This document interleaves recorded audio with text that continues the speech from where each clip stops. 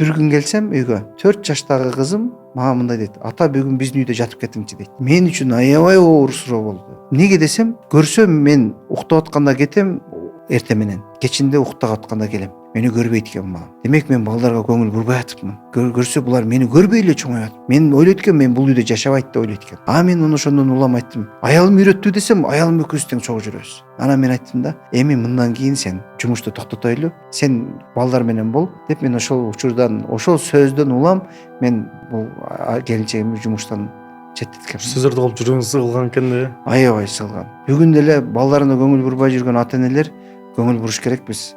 Себеби бул сөз мен жаш баладан чыккандан кийин мен аябай таасирлендим. Бүгүн дагы мен ошондон кийин мен балдарым менен көп убакыт өткөргөнгө көп аракет кылып калдым.